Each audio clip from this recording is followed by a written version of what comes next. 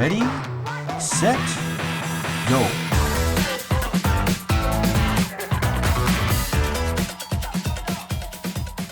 Welcome to The Sweet Spot, an Up Dog podcast. I'm Andrea Morissette. And I am Jack Bailey, and we are your hosts today. And who's our guest today, Dre? Okay, we have Carly Treinen with us today. Whoop, whoop. Woo! Carly, All right.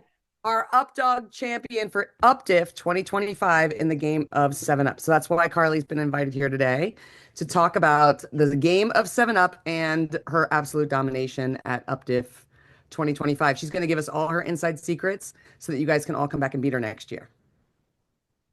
Yeah, She didn't really agree to that, but now it's hard for her to say no since we just said it on the podcast. She said. So before we get started, Carly, we would love it if you would just tell us a little bit about you, your dogs, where you live, what you're doing in that area with your dogs and your business and all that cool stuff. Sure. So I currently have 3 dogs. I live in Janesville, Wisconsin. I'm about to move to Beloit, which is just near the Wisconsin-Illinois border. I have my little dogs, I call them the bookends. So I have Jonah, he's my 8-year-old border Jack. I have Dominion, he's a 2-year-old border collie. And then I have Nico, who's a mini Aussie Italian Greyhound Sheltie mix. That's quite a mix. He looks exactly like Jonah does. And he'll probably be pretty similar.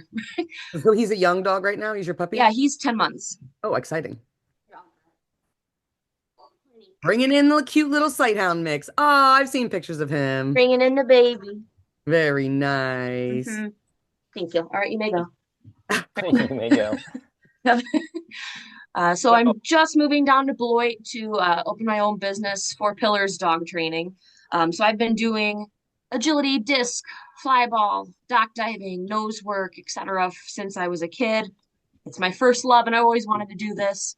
So I took the leap recently, and that's very exciting. Fun. Congratulations. Yeah, that's awesome. Thank you. It'll be fun. Yeah, you're going through all the logistics of it now, so it's probably just overwhelming, huh? Yes. Well, just live into all the freedom and choice and experiences that you have coming up. So we're excited for you. And Thank you. Looking forward to see what kind of cool events and updog events you're going to be running at your new beautiful field that you have set up there on the border of Wisconsin and Illinois. Thank you. All right, Carly, let's get into this 7-Up. So 7-Up champion, did you, going into UPDIF, did you have a strong feeling of maybe which game you might excel the most at? Is 7-Up kind of the one that you typically do the best with? Yes and no. Just kind of depends on which course is set and how Jonah's feeling that day. I didn't expect to win or do extraordinarily well because Jonah's a mini dog. So, I mean, he's fast, he does agility, but he's also tiny. I know there's some very talented dogs in that field too. We do tend to do best with the agility games just because he has been doing agility since he was little. So he's able to go ahead and follow my body positioning, my verbal cues to help him find the most efficient path through whatever field is set. But part of it was luck and part of it was skill. Yeah, so, all right, so interesting thing that you brought up there about Jonah being a smaller dog. And you mentioned efficiency, which absolutely I'm sure you've got to think about that out there on the course and knowing that you might have some larger, perhaps faster dogs. And you've got to cut those corners tight, right? And make sure you're not knocking any bars and all the catches, you're being as efficient as you can on those. So that I'm sure that's very interesting thought process that you have to kind of go through to figure out what's going to be your best path, what's going to be your best strategy. You mentioned a little luck. I would say that's probably the case, is definitely first versus second, because I went back and looked at the scores last night, and I saw that, was it Amy Braid? I think that got the same score as you guys, right? Mm-hmm. Do you remember how close you guys were? What was the time? Do you remember? It was tenths of a second because I remember looking too, because when we were at the awards, I saw, second place come up and then said 86. I said, yep, that one's going to be me. And then it wasn't. I was surprised. That was a wonderful surprise. Yeah, my mom, who was sitting next to me, gripped my arm and shook it. That's super Yeah, exciting. we were very close. Did so is that your personal best? Yes, it has to be. Yeah, that's awesome to get your personal best at At UpDiff. Updiv. That's the way to go, man. Show up big Yeah. at the big event. That is awesome, Carly. Thank you. Yeah, Jonah loves the crowd. He feeds off that energy. So pretty much all of our personal bests have been at UpDiffs. Yeah. Oh wow, that's cool. Yeah, That and is very cool. you play agility at a really high level. Like you compete at a national level at agility. So that's your jam, Hmm. like being in that space. Do you feel like 7 Up could compare with an agility run? Like what's similar or what's different between agility and 7 Up? Like running an agility course versus running an agility course versus running 7 Up, what would you say would be like the similarities or the differences between the two, given that you have been playing at a high level at UpDiff events in agility crossover games, and you play at a high level and like at an international level for agility as well? Hmm. So I think first it comes down to the course map. So in agility, you get the course map the day of, where you have to go ahead and memorize your course and how you best want to handle it. And the same initial thing at uh, UpDiff or at 7 Up, where you don't know the course until the day of. So Hmm. I look at the map on the website. It's easier for me to go ahead and see it from an airplane point of view. And I try and envision where the best, most efficient path is going to go ahead and be. So at 7 Up, I think I used 5 different jumps just so I could go ahead and keep my dog moving instead of staying in half the field. Hmm. And then it looks, or excuse me, and then it comes down to handling. So is the back side of a jump more efficient than the front side? What kind of cross do I need to go ahead and put here? When does my dog need that information? When do I need to go ahead and cue my dog to pay attention to me in order to go ahead and get a catch? So, um, very similar because there's a high level of communication that needs to go ahead and happen, but also different in 7 Up. It's nice because it's only jumps. I don't have to say any other word like weave or tunnel or climb and remember all his verbals. It's mostly just jumps. Jump and catch, right? Pretty much, yeah. I think those are the only words I say unless I'm giving a backside cue. I love how thoughtful you are about that. Like just listening to you about um that you didn't just use half the field, that you were trying to think about keeping your dog moving, and so you picked up 5 of the different jumps. Because a lot of times I do see, especially when there's a course with like a nice like corner wrap or something like that, I see a lot of times that it's just let's just whip around this one corner. Um, and sometimes I think simplistically that does seem like the best way to go. And maybe it's the best way to go for the first couple runs. But as you start running out of catch zones, sometimes that isn't the best way to go like all the time, like all 5 runs through. And I know as a judge, it's fun watching because I see, players and their different strategies. And like that's something that I've always noticed too is when players get stuck in that wrap and then they end up doing that the whole time instead of like ditching it maybe after 2 or 3 run throughs, and now that your catch zones are further away, utilizing some of the other jumps. But I love how thoughtful you are about it, and so you did the walkthrough right at the beginning I of the actually day. missed the walkthrough. Oh, you missed the walkthrough. Okay. So if you missed the walkthrough, like when was your run? Was it early, later in the day? Yeah, it was about 9 o'clock because I was able to go ahead and volunteer. It just happened to be on my field from 8 to 9. So you volunteered from 8 to 9 and then you ran? Yep. She got to see some strategies and make her plan for the Oh, first. that's true. That's true. Yep. So you were volunteering on the same field that you were running? Yep. Yeah. Oh, okay. Yep. All right. It So just happened that way. Yep. while you were volunteering, what job were you doing? Bar setting. Bar setting. Okay. So like were you mentally running through things as you were seeing things happen, or were you just kind of like, I'm not going to think about it until I'm up? Yes and no. So that's another reason it's very similar to agility because there's different games in agility where you get to pick your own course.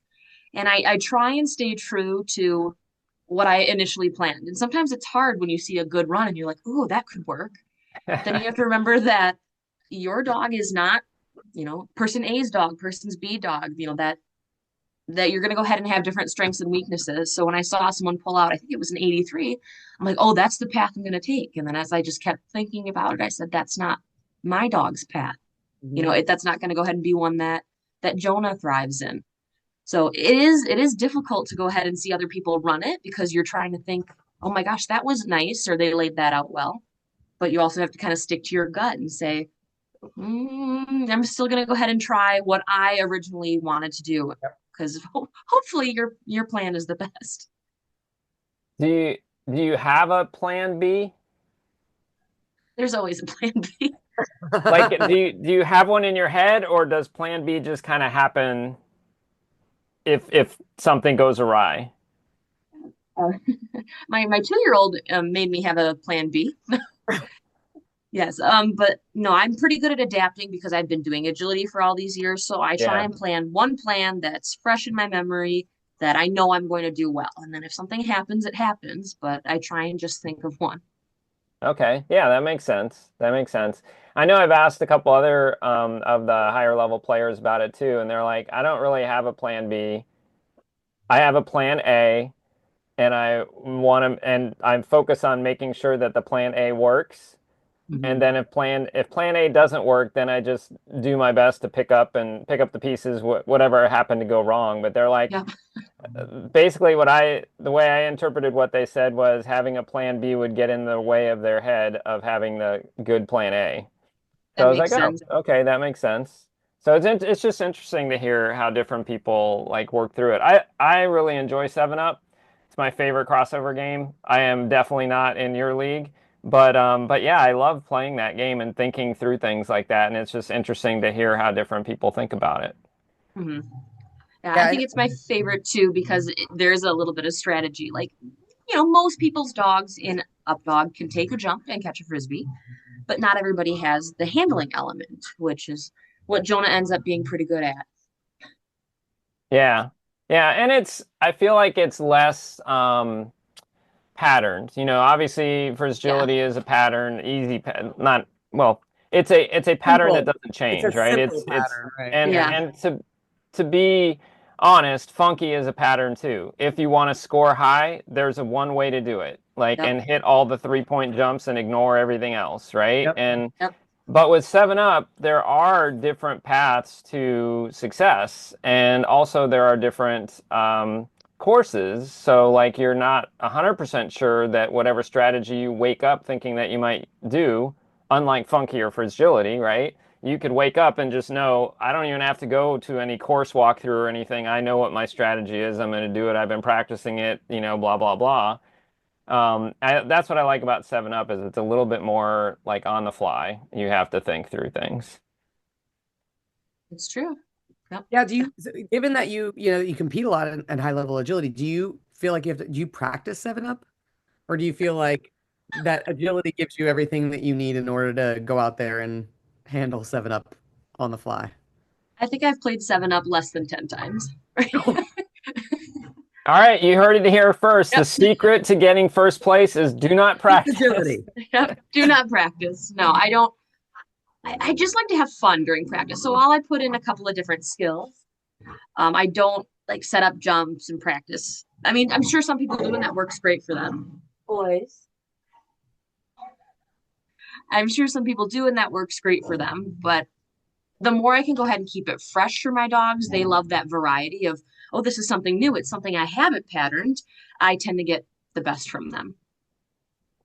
So those little short tosses in 7 Up can sometimes be a challenge for handlers and different for dogs that may not be expecting it, especially if you're running through the course and you're going through that course at high speed. Getting those short little pitch tosses is not exactly easy either. One Like, moment here. is that something that you kind of practiced? They're having a WWE wrestling They match. are. Sorry. That's okay. Do you You'll need see me our dogs to? pop up in our labs too. It's a dog podcast. It's totally fine. Yeah. My mom just came and took them out. She, all right. Do you want to repeat your question? Sure. I was just talking about the short little tosses, and like you're doing those at high speed, And those are typically not the tosses that we as humans throw, especially not on the run. And they may or may not be the typical tosses that your dog catches. So, like, do you do anything to kind of practice or work that? Sure. So those happen to be Jonah's specialty. Yeah. So if you've ever seen my scores in throw and go, they're not good. Jonah just struggles with long distance throws. He's the best at throws that are probably, 20 yards and under. So I know that he's ready for a small throw, which is why he is successful in games like Fun Key, four-way play, 7 Up, where I can, give him a quick throw because his reaction time is very quick. So I don't necessarily practice with him specifically, but with my border collie, who's a larger dog who loves to run, I definitely have to go ahead and give a certain cue. That means slow down, wait, watch me, so I can have you catch a disc. Mhm. Makes sense. Yeah. Are you there, Jack? Did you freeze? No, I just thought you were going to pop in with your next question. I was just pausing. Well, I think, did you say that 7 Up was your favorite crossover game, Carly? Yeah, I Yeah. think so. Makes sense. How would you compare that to like Frizzagility and Funky? Sure. Frizzagility and Funky are both, That's as like, Jack said, patterned games. yeah. I try not to teach my dogs patterns, which might be the opposite of what you hear, but because we also do agility at a higher level, that can be very bad in agility for Yes. my dog to assume that, oh, after a jump comes this tunnel. No. Right. Yeah. So if you've ever seen Jonah do for agility level 1, where it's, your basic jump, tunnel, jump, he's slow because he's waiting for me to give a cue, and that's fine with me because in Frizzagility level 2, where there's a layering aspect, is where he thrives because he's waiting for information from me. So I like Frizzagility level 2 because he has to go ahead and listen and respond instead of just choosing his own path. Yeah. Funky is nice too. If I had to rank them, it would probably be 7 Up first, Funky second, Frizzagility third. I like Funky because again, you can go ahead and adapt if things go wrong. Frizzagility, if you knock a bar, you can't reset it. You can't choose another one. Yeah. And then it's nice if, hey, I got stuck in a different area, I can go ahead and send my dog to a distant jump. Yeah. So if you were to like level up 7 Up to level 2, what would you think would be some ideas of what you would like to see in level 2 7 Up? Does that exist? Does it exist? It exists, but not officially. Like Okay. I rules was like, are I don't think I've written. ever played that. Rules are Yeah. written, but they are not set in stone. So, like, here's your opportunity. Do you have an idea that maybe I should You add can to my mold the thoughts? game. Yeah. I think making it required that you have to use more than 3 jumps would be interesting. That's interesting. Yeah. Mhm. Because I like that game because I love to see the different paths people take. People are going to do well, but it's interesting to say, hey, this was entirely different than the way this person ran it. That's kind of the fun of it. So Right. a requirement of more 3 obstacles or more before being able to score in a catch zone. Oh, maybe. That's an interesting way to think about that. Yeah, that'd be fun too. I mean, then you could really make it like agility if that was your goal. But no, if you did, 3 obstacles catch, you have to go find, at least one different jump before Mm, getting a That makes catch. Yeah, like kind of like how 4-way play rotates like sections of the field. Yeah, You could rotate availability or open zones of the jumps based on if you used them last time, like you can't yeah. reuse them after you've done a throw zone, you can't reuse, I don't know, something like that. What do you think, Yeah, Jack? I like don't if remember what we wrote for level 2.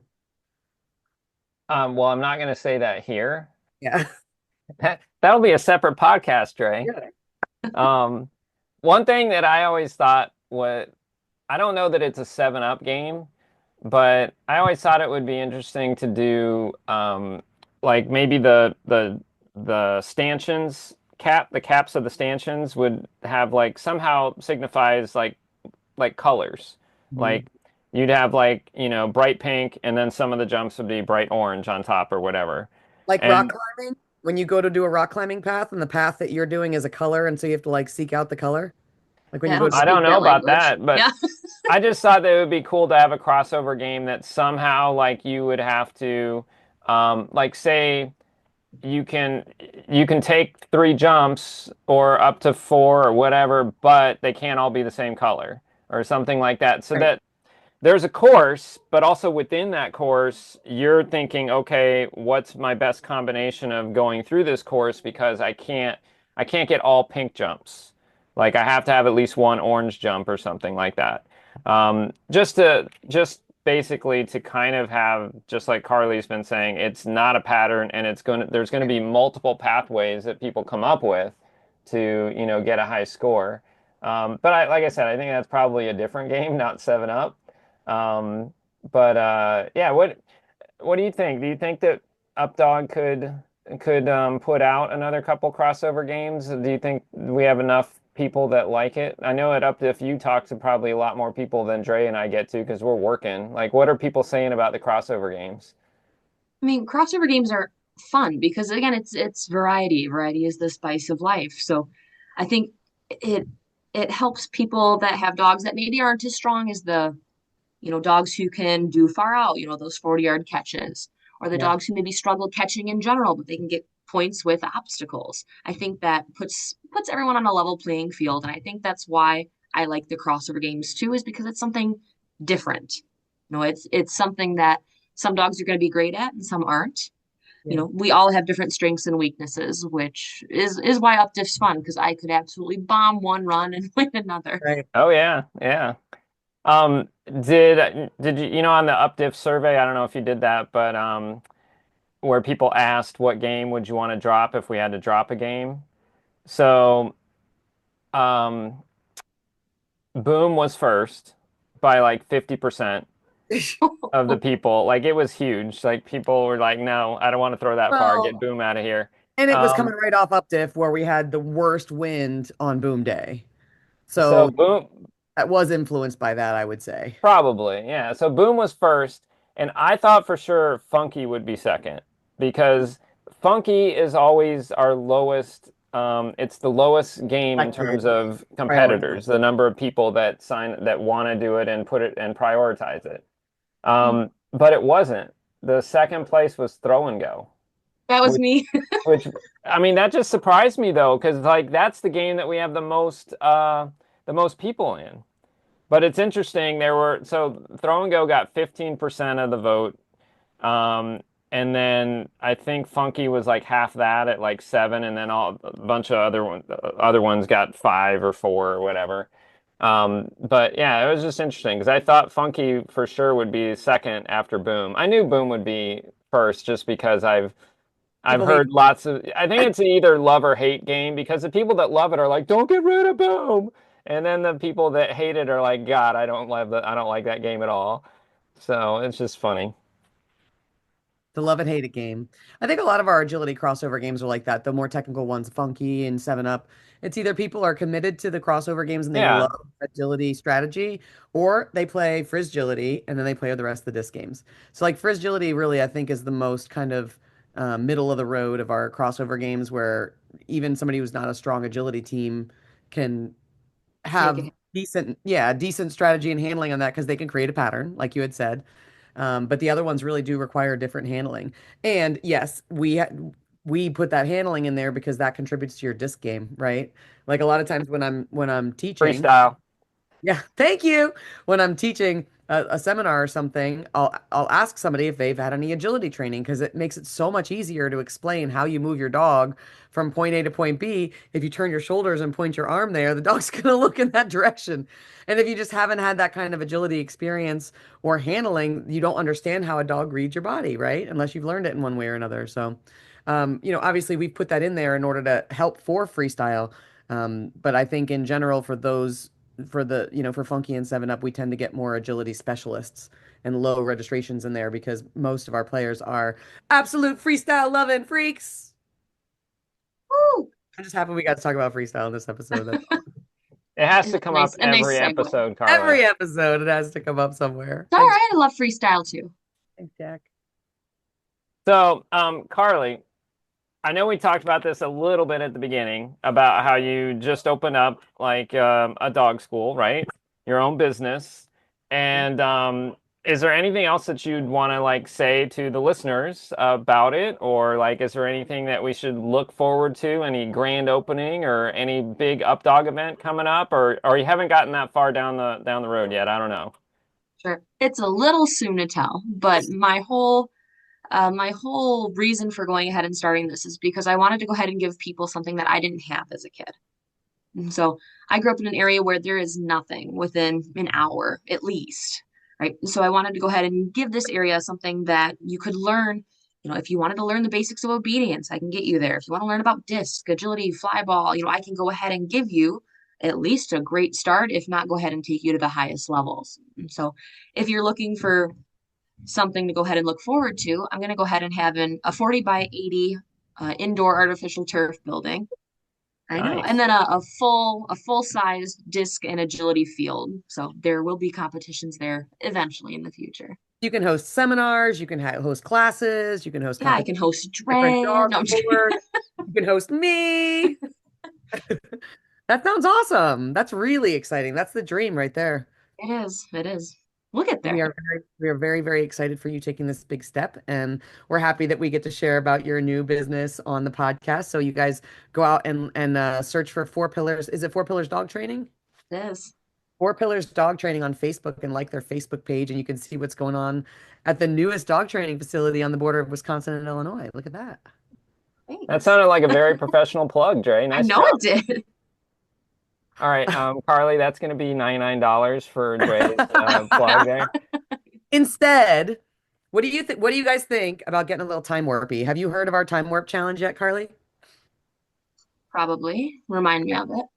All right, so our time warp challenge is we are going to rotate asking you a series of 10 fun questions. The object of the game is for you to be able to answer all 10 of those questions within a 60-second window. I will let you know that there is usually at least one doozy question in there that takes a few extra seconds to process because Jack likes doing that to people. So I haven't, let me see if he's being nice this time. He has actually being very nice this time. I Yeah, don't there's think not really there's no anything that's doozies. too You're bad. doozy-free, Carly. Boring. You'll be fine. So yeah. Wow, now you just put the pressure on. You'll be Now fine. he's like, So, all right, well, let so me go don't put a mess it up, doozy in all right, there. Carly? Only takes 2 seconds. He can just go in there and put a doozy. Okay, so I have the 1 minute ready to go. Are you ready for your first question? Yes. All right, Jack, are you ready? I am ready. All right, here we go. Ready, set, go. All right, Carly, who is your favorite Disney character? Belle, Beauty and the Beast. Do you ever skip school? No, never. What is your favorite dog disc to throw? Superstar Halo. Ooh, what always makes you laugh? Luke Kidgel is a comedian on YouTube. Okay, cool. I'll have to check that out. What is your go-to comfort food? 33 seconds. Bacon. That's a good choice. What's your beverage of choice after a long, hot day of Updog? Water. I'm boring. All right, the best trip that you've ever taken. 20 seconds. Netherlands with Jonah for Worlds. Oh, Favorite type wow, of that's music? awesome. Awesome. Favorite type of music? 12 seconds. Acapella. Do you have street smarts or book smarts? Book smarts. Which pizza topping is unacceptable? Pineapple. 3 seconds left. You did it! Time warp complete. See, that wasn't that hard, Dre. I didn't put a hard one in there. National time warp challenge in like months. Yeah. Because you can put a doozy in there. Come on, Magic. You can come up and celebrate. He wants to celebrate. with Hi, you. Magic. So what's wrong with pineapple? Congratulations, Carly. I don't know. I tried it once because I actually love pineapple. And I'm like, this is not it.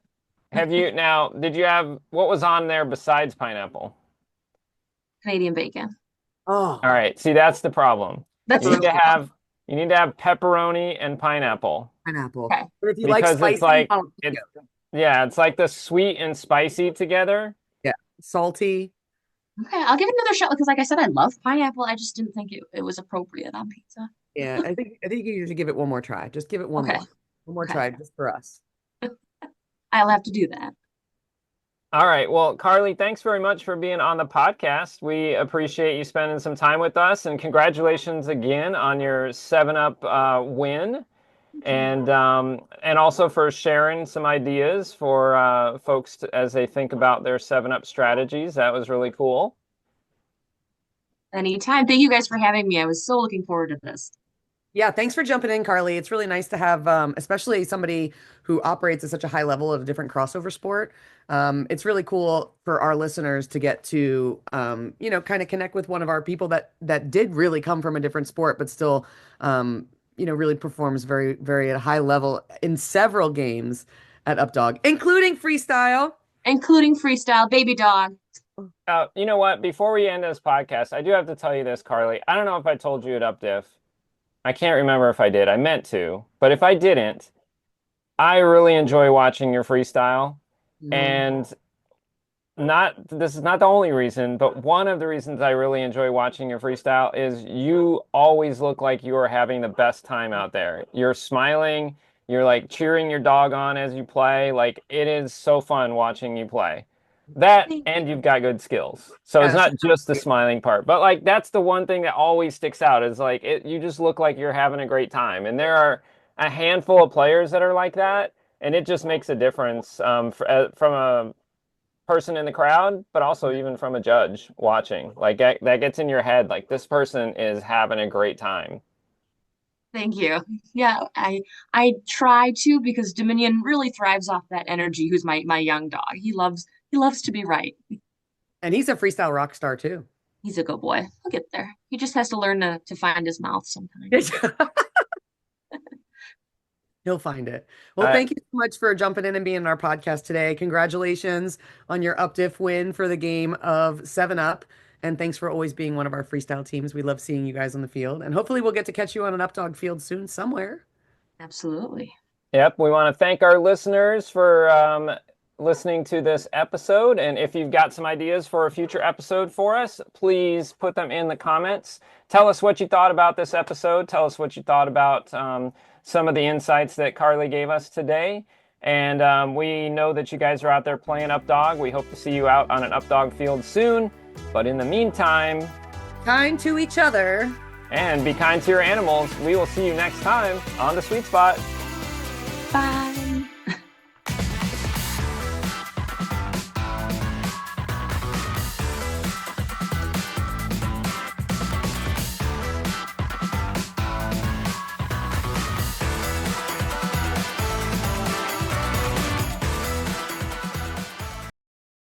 Absolute freestyle loving freaks.